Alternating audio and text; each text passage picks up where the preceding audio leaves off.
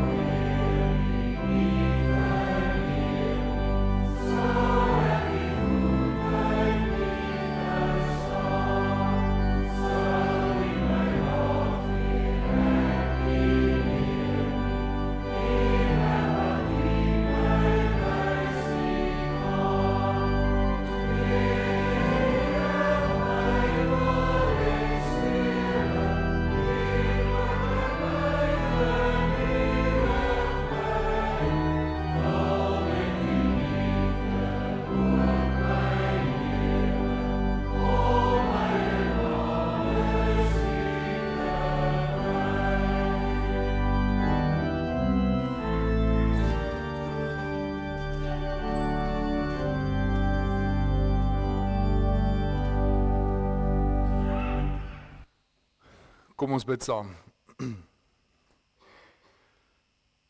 Ons hemelse Vader,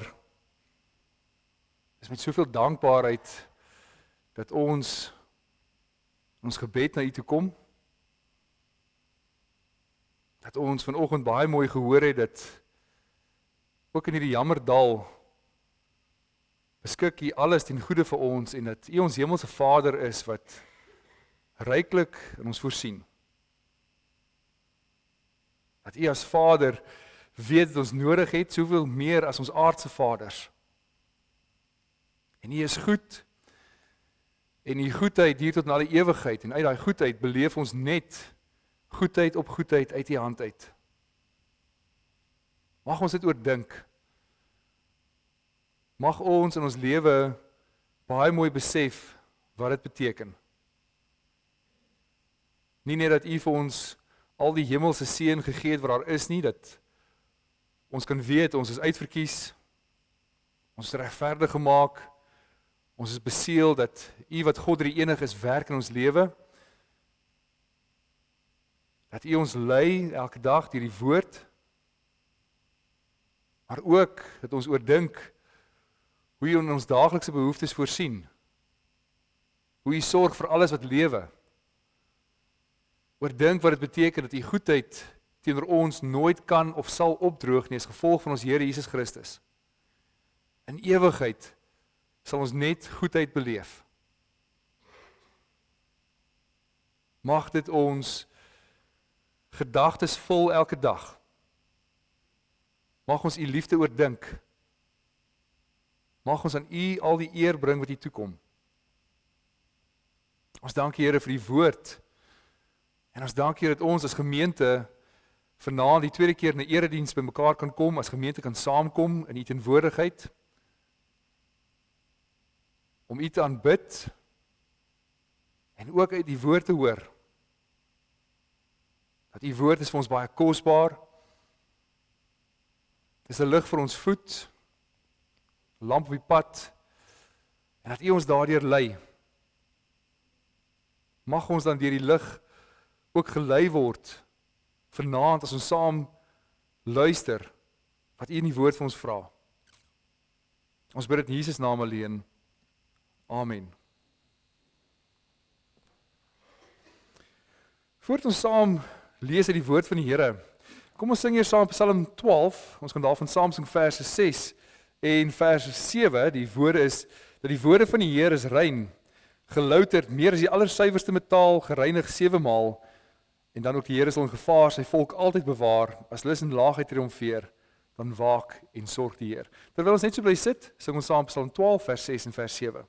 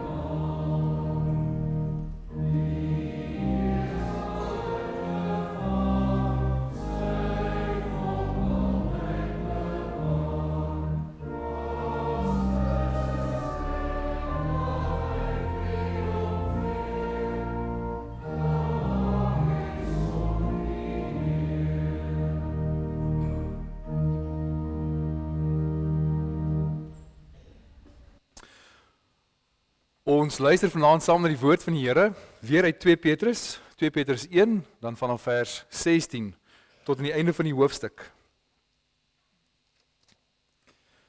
2 Petrus 1 vanaf vers 16.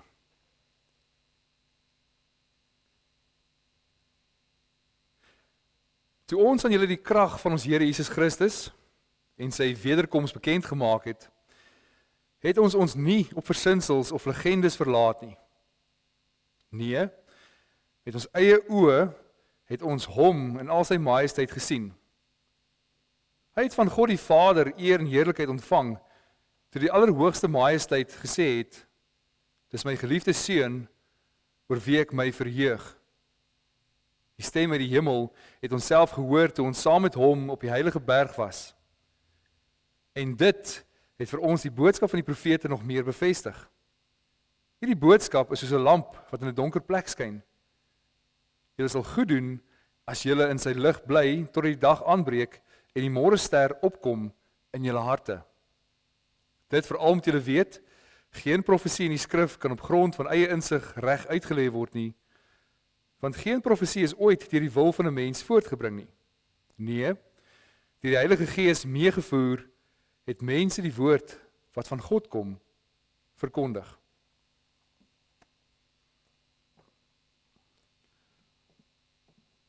Geliefde broers en susters, het jy ooit nagedink hoe uniek die Bybel is? Dit is nie uniek in die sin dat dit 'n skaars boek is nie. Trouwens, dit is die mees gepubliseerde boek in die wêreldse geskiedenis. So dit gaan nie daaroor hy is uniek omdat dat hy so skaars is nie, maar dit gaan daaroor dat daar nie nog so 'n boek in die hele wêreld bestaan nie. Die uniekheid van die woord van die Here lê daarin dat dit die enigste boek in die wêreld is wat nie die gedagtes van mense bevat nie, of slegs die gedagtes van mense bevat nie, as ons later kon kwalifiseer. Alle ander boeke wat mens kry, akademiese boeke, fiksie, poësie, enige ander godsdienstboeke wat jy kan kry, bevat alleenlik maar skepsels se gedagtes. Skepsels se denke wat hulle neerpen op bladsye. En daar's biblioteke en internet webblaaie talle van wat mense al gedink het. En tog is daar net een boek waar die bron van die inligting nie in die menslike wil ontstaan het nie, maar wat ontstaan in die wil van God het. So as jy dan weet dat hierdie boek niemand net nog 'n menslike outeur is nie, maar die enigste boek wat die Heilige Gees as outeur het, vra dit noodwendig vir jou die vraag, hoe hanteer ek hierdie boek? Watter effek het daardie boek in my lewe? Hoe lees ek die boek elke dag in my lewe? Hoe lyk my daaglikse bestaan, my omgaan met die Bybel? Petrus is hier besig om gelowiges aan te spreek oor hoe hulle geloof moet opbou. En hy het van tevore in die hoofstuk gesê dat, en ons het al van tevore ook gehoor, dat God vir gelowiges alles nodig gegee het, alles gegee het wat hulle nodig het om hom te dien. Met ander woorde, daar's nie 'n verskoning dat iemand kan sê, maar die Here het nie vir my gawes gegee nie, hy het nie vir my geloof gegee nie, die Here het vir mens alles gegee wat jy nodig het om hom te dien, dis geloof. Alle gelowiges het geloof ontvang, dat daar geen verskoning is die nie die Here dien nie. En dat daardie geloof dan verryk moet word met deugde, daar word 7 deugde gegee, net vroeër in die hoofstuk en sê, maar verryk jou geloof daarmee, bou op mekaar, vul al daardie deugde dat dit deel uitmaak van jou identiteit as gelowige, dat al daardie deugde wat genoem word, eienskappe van my lewe is wat sigbaar is vir ander mense, waarin ook eindig vir liefde vir mekaar en liefde vir ander mense. En nou gaan Petrus verder net in die gedeelte voor dit. Hy sê as iemand dit nie doen nie, as iemand nie vrug dra nie, as hy nie aan sy geloof werk nie, is hy kortsigtig, nog erger, hy's blind en hy vergeet dat hy gereinig is van sy sondes deur Jesus Christus. Dat die Here vir hom aan die kruis gesterf het. En hy sê as jy dit doen, sal daar vir jou vrye en feestelike toegang wees by die wederkoms. Met ander woorde is daardie 2 ankerpunte wat ons al oor gepreek het van tevore uit 2 Petrus uit, wat Petrus vir die gelowiges gee. Die verlede, dat die Here se eerste koms en sy verlossing van die mens, dat mense nie kortsigtig of blind moet wees, vergeet nie geloof, nie dit raak sien wat die Here vir jou wys nie, dat hy vir jou gesterf het vir jou sondes nie. Maar ook nie vergeet van die vrye toegang wat vir ons is met die wederkoms wanneer die Here Jesus Christus kom nie. Dis daardie 2 ankerpunte wat vandag bepaal hoe ek en jy as gelowige leef. En dan net voor Petrus dan kom by die waarskuwings en ons het daarna gekyk by die vorige 2 sondaande waar hy in hoofstuk 2 die gelowiges waarsku teen die dwaalleraars wat kom en sê onthou die Here weet hoe om mense te verlos. Dan gee ek 'n klomp voorbeelde van hoe die Here mense verlos uit 'n ontaarde wêreld uit. Met ander woorde die Here weet hoe om te verlos. In hoofstuk 3 fokus dan op die wederkoms en sê daar kom 'n klomp dwaalleraars wat sê ja maar hulle sal spot en sê waar is die belofte van die Here nou? So hy waarsku teen mense wat beide hierdie ankers aanval, die verlede en die toekoms. En dan kom hy by hierdie gedeelte wat hy sê, maar wat hulle verkondig het aan die gelowiges is 2 goed. Hulle is herinner aan die krag van ons Here Jesus Christus, as ook van sy wederkoms. Met ander woorde, voor hy kom en hulle waarsku teen die aanvalle wat kom teen hierdie dinge, sê, maar dit is wat hulle gepreek het. Hulle het hierdie 2 dinge gepreek. Hulle het vir die gelowiges Christus gepreek, en niks anders nie. En net soos Paulus skryf in die gemeente in Korinte, hy sê maar hulle het net Jesus Christus verkondig en hom is die gekruisigde, sê Petrus hier, maar ons het julle die krag van Christus verkondig en sy wederkoms. So die krag wys na wat hy gedoen het, dit wys na sy bediening. Alles wat hy uit sy krag wat hy gedoen het, daardie al die bediening wat hy gedoen het, en dit behels dat hy wat waarlik God is, sy goddelike bestaan, nie aan vasgehou het nie, maar homself leeg gemaak het in die gestalte van 'n slaaf. Hy het uit sy krag dit gedoen. Sy krag behels homself verneder, dat hy volledig deur sy krag aan die wil van die Vader gehoorsaam was. Dat hy ook met gesag gepreek het vir die mense. En dat hy deur sy krag die Satan en die wêreld en die dood oorwin het. Dat hy die dood uit opgestaan het. Sy krag wys dus na sy bediening, En ten diepste wat daai krag voor aangewend is die verheerliking van God en die verlossing van die mens. Dis die evangelie wat Petrus sê wat ons in julle gebring het. Dat hy verlos mense van hulle skuld en van die vuilheid van hulle sonde. En het hy ook vir hulle verkondig wat hy nog gaan doen. Sy wederkoms. Dat hy die een is wat met die gesag wat aan hom gegee is ook 'n einde sal maak aan hierdie bedeling wanneer hy op die wolke terugkom. Wanneer hy aan die finaal kom om te red en te oordeel. En dan begrond Petrus hierdie woorde deur sê maar die evangelie is nie iets wat op menslike gedagtes uit die menslike wil uitgebore is wat mense uitgedink het nie. Die evangelie is absoluut waar en seker. Juis omdat dit nie op 'n mens se woorde, se gedagtes berus nie. Met ander woorde, dis nie maar net iets wat deur mense uitgedink is soos nog mites nie, nog fabels wat die mense uitgedink het nie. Wat Petrus hiermee sê is dat hulle verkondig het hulle met hulle eie oë gesien. So hy kontrasteer hierso die evangelie met fabels. Fabels is dinge wat nie werklik gebeur het nie. Die mitologie is dinge wat nie regtig gebeur het nie. Dis mense wat 'n verklaring soek vir iets en dan dink hulle iets uit. 'n Fabel is 'n verhaal wat 'n mens 'n storie voorsoek en dan dink jy iets uit om daardie storie oor te dra. Dis alles menslike skepinge om dalk die seisoene of die natuur of dood of geboorte te verklaar. Mense soek verklaring daarvoor en dink hulle iets uit. Maar die evangelie is totaal en al geanker in die persoon van ons Here Jesus Christus. In die historiese waarheid van die persoon Jesus Christus. So dit wat Petrus en die ander apostels verkondig, is geskiedenis. Dis dinge wat werklik gebeur het. Historiese feite.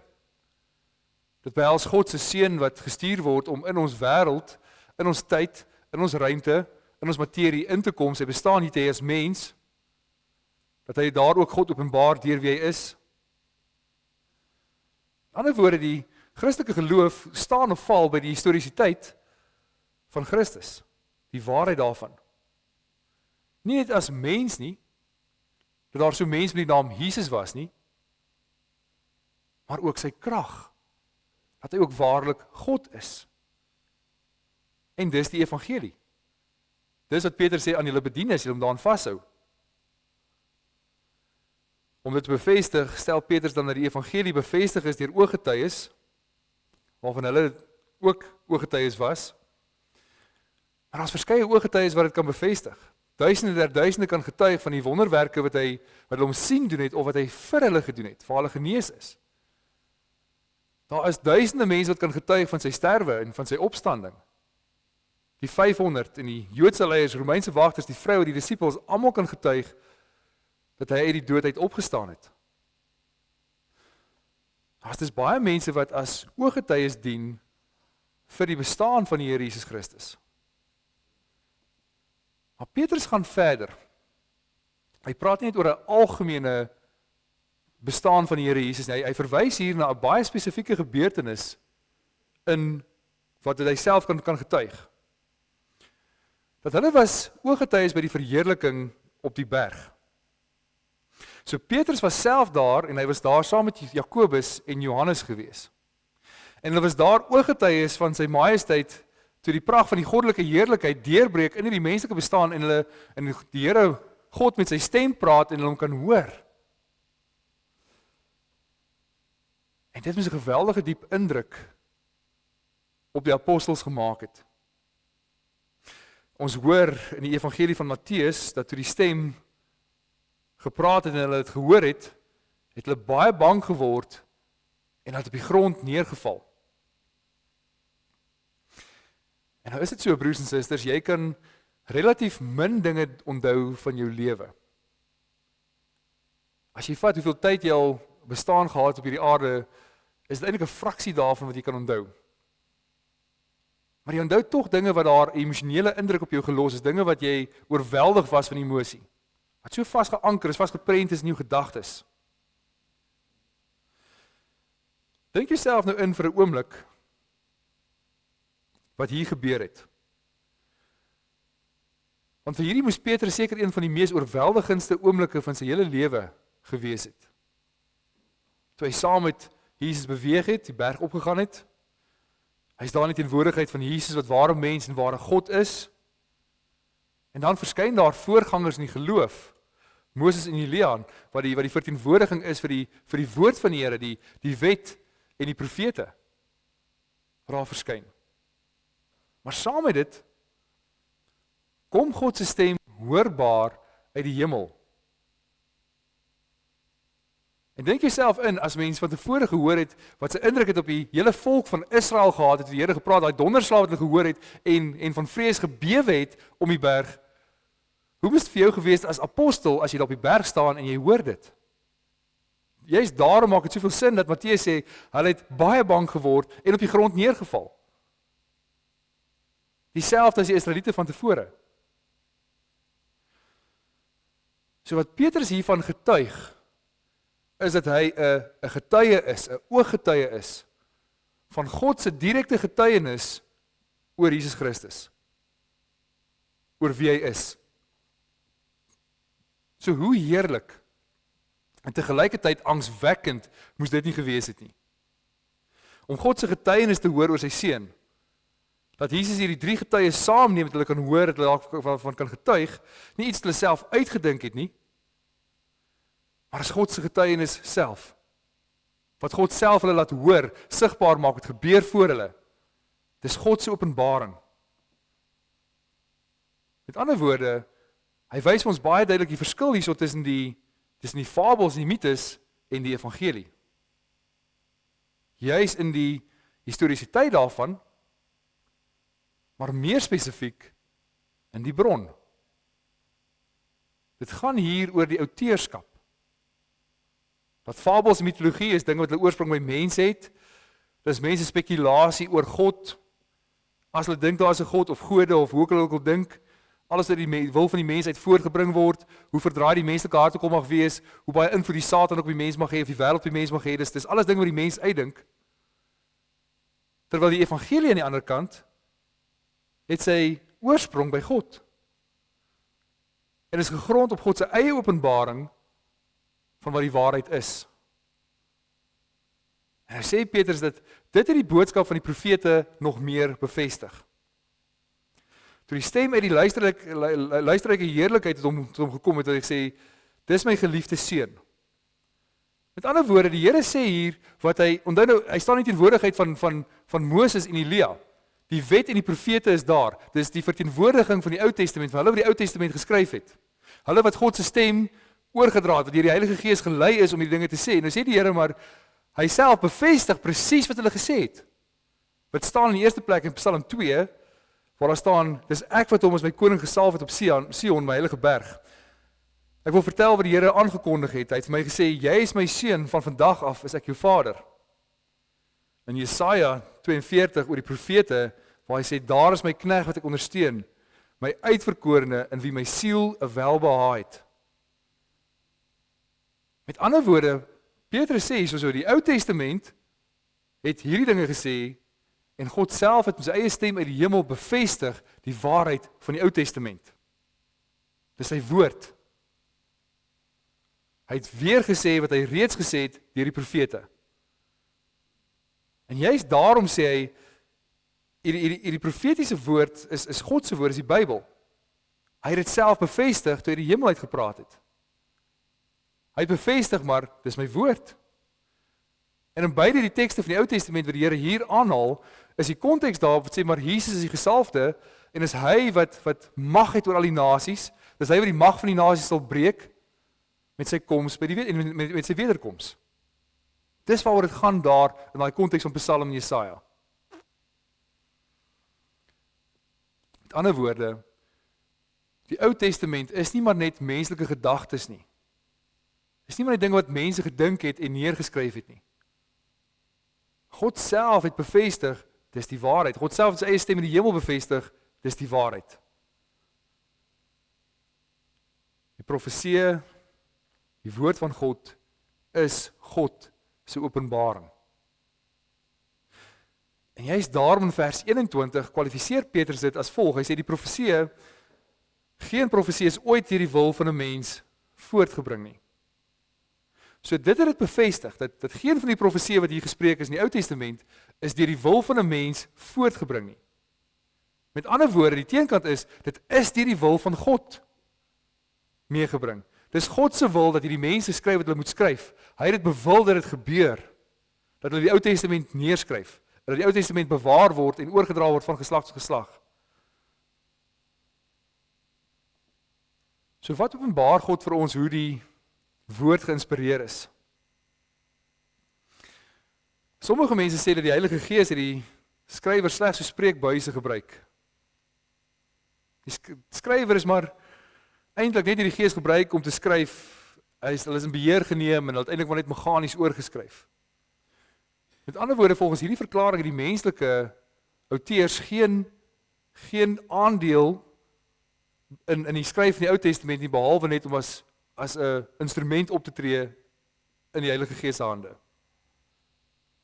Ander beweer weer, die Heilige Gees het skrywers net gehelp, sodat hulle nie foute moet maak nie. Dis deur hulle eie wil, maar die Heilige Gees help nie dat daar nie foute insluit nie. In ander woorde, die Heilige Gees het net 'n bietjie aandeel in die skryf van die Ou Testament of van die skrif.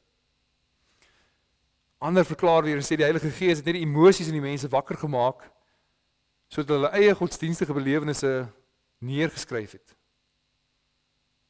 En weer eens, as dit die geval was, dan was dit tog die wil van 'n mens voortgebring, mense belewennisse, sodat Petrus op die berg beleef het en net gaan vertel het. En juist daarom stel Petrus dat die woord is baie vas. Die woord wat ons het is baie vas. En dan sê hy in vers 21, in die neerskryf van God se woord het die Heilige Gees die profete en die apostels meegevoer. Dis hoe die woord van God ontstaan het.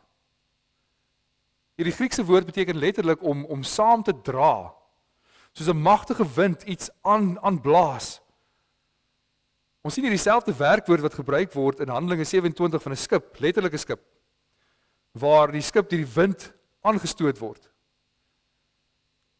Die profete is deur die Heilige Gees gedra om te skryf.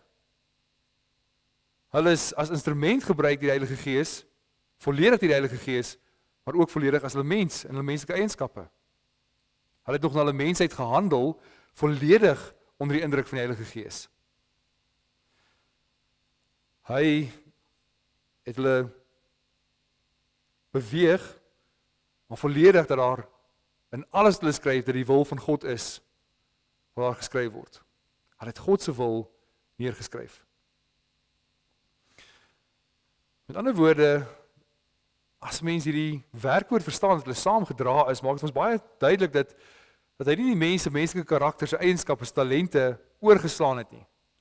Hulle is nie bloot maar net instrumente nie, maar hy het hulle gebruik. Hy het hulle immers al voor die skepping van die wêreld al gekies om sy geopenbaarde woord neer te skryf. Maar as aangeblaas deur die wind om te skryf wat die Here wil hê sy skrif moet wees, dat die Here se wil bekend is. So die Hebreërskrywer maak dit baie duidelik bekend, as hy ook sê die woord is die Heilige Gees wat praat.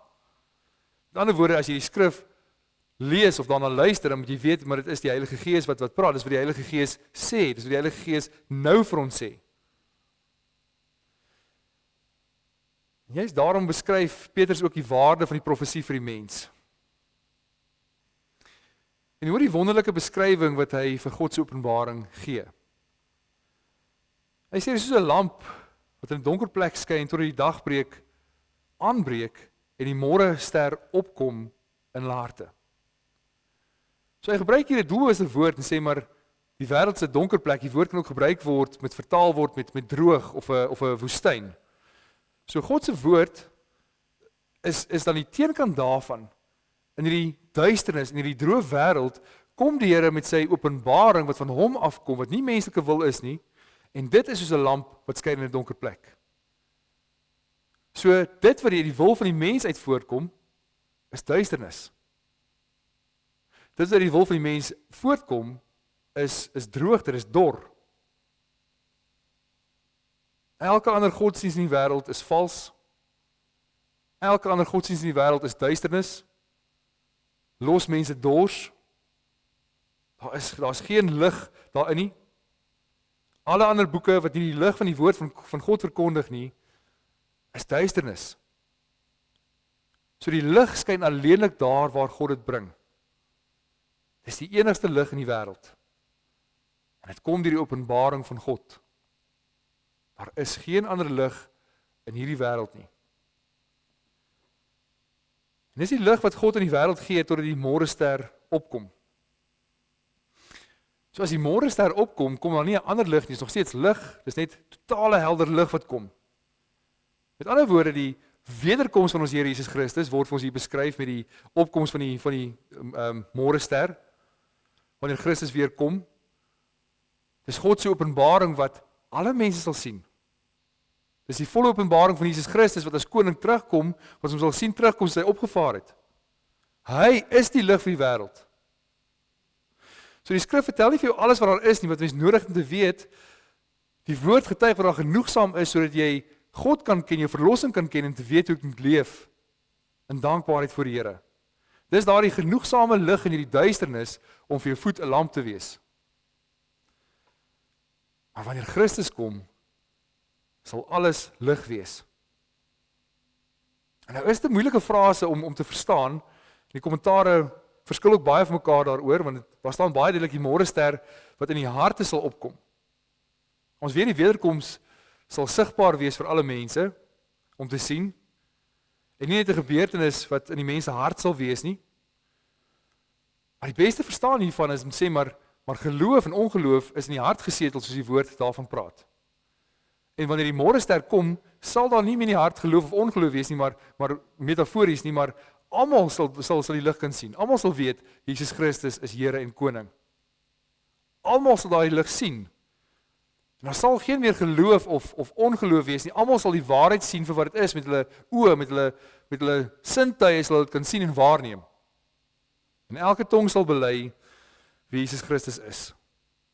Het sy uit groot dankbaarheid vir sy genade, of uit groot elende en ewige rou oor die ewige hel wanneer hulle self gooi. Daarom, broers en susters, die Here gee sy woord vir ons in hierdie wêreld. Daar is nie nog so 'n boek nie. Daar is nie nog 'n boek in hierdie wêreld wat lig gee in hierdie wêreld nie. Dit is uniek. Dit is bedoel dat geloof geplant word, bedoel dat geloof groei volgens die woord van die Here, deur die aanhoor van die woord, deur die verkondiging van die woord, deur die bestudering van die woord van die Here. Want alleenlik daardeur groei ons ook, ons geloof as die Here wil hê ons moet groei. Dat ons luister wat die Here sê, dis die Heilige Gees wat praat. Luister daarom wat die Here sê. Die sekerheid daarvan, dat alles is die wil van God, sy woord. Hy gee vir jou wat genoegsaam vir jou is, jy kan die Here kan ken, en hom kan dien met jou lewe. Gebruik die woord, tot die eer van die Here. Amen. Kom ons bid saam. Ons Vader in die hemel, ons dank die Here vir die woord. Ons dank die Here dat ons kan getuig dat ons die lig het in 'n wêreld van duisternis, dat U aan ons geloof gee en dat ons deur die woord die lig kan sien. Die pad wat U wil hê ons moet wandel. Dat ons sekerheid het van U openbaring, dat die Heilige Gees ons daarvan oortuig. Dat daar soveel historiese waarhede is, historisiteit daarvan bevestig is. Maar dat ons kan weet, die evangelie is die waarheid, want U sê so. U getuig self daarvan. Dat die hele woord is deur U geïnspireer. Mag ons daarom in ons lewe meer erns toon. Mag ons ywer toon om U woord te bestudeer, ons geloof te verryk, om ander te vertel, om ander toe te rus, om ander op die regte pad te help, om ander te vermaan, wat 'n verkeerde weeg gaan. Maar dat ons in die lig van die woord sal leef, elke dag. Amen.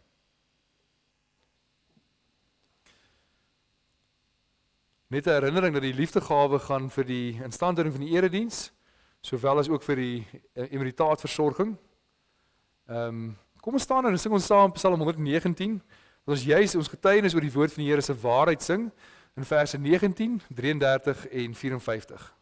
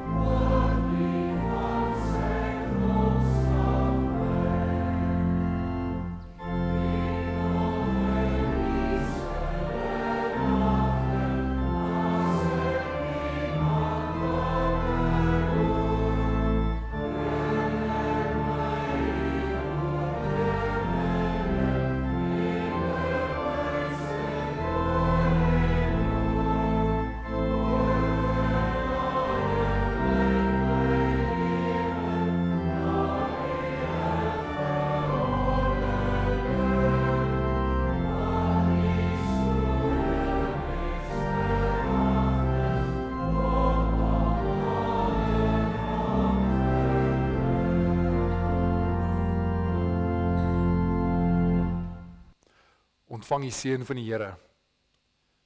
Die genade van ons Here Jesus Christus en die liefde van God ons Vader en die gemeenskap van die Heilige Gees is en bly by elkeen van u. Amen.